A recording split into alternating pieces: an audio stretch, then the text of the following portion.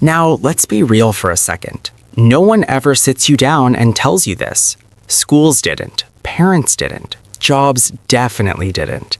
Instead, the world constantly tells you you're not doing enough. You should panic more. You're behind everyone else. But the truth? If you started investing at all, if you've built anything, if you've been consistent even when it felt small, you might be way closer than you think. Most people don't stop because they need to keep going. Most people keep going because they're scared not to.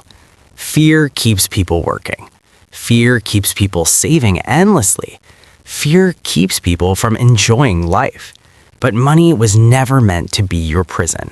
It was meant to be your freedom. Before we go deeper, if this message is already speaking to you, do me a favor. Hit subscribe, tap like, and stay with me because we've got even more powerful, life-changing ideas coming. I don't want you to miss what's next. Let me tell you a story. There was a guy in his late 30s. Let's call him David. David did everything right. He worked hard, he invested consistently, he rarely spent on himself. One day, his friend asked him, "What's your number? When do you finally relax?" David laughed. He said, "I don't know, I just keep saving because I'm scared not to." His friend smiled and said, "Let's check something." They sat down, they ran the numbers, they looked at what David had. They projected growth, they projected life costs, they projected everything. And then it hit him. Even if David never added another dollar, he was still going to be okay. His investments would double, then double again, then double again. He didn't need to be perfect anymore. He didn't need to stress every day. He didn't have to live like he was drowning. When he realized this, he cried.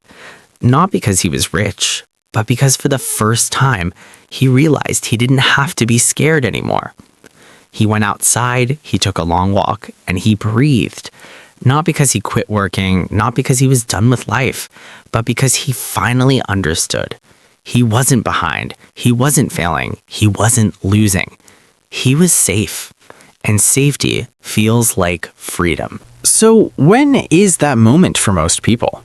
It typically happens when you've invested consistently for 10 to 20 years, you're somewhere between mid-30s to mid-40s, and your invested money can realistically double several more times before retirement.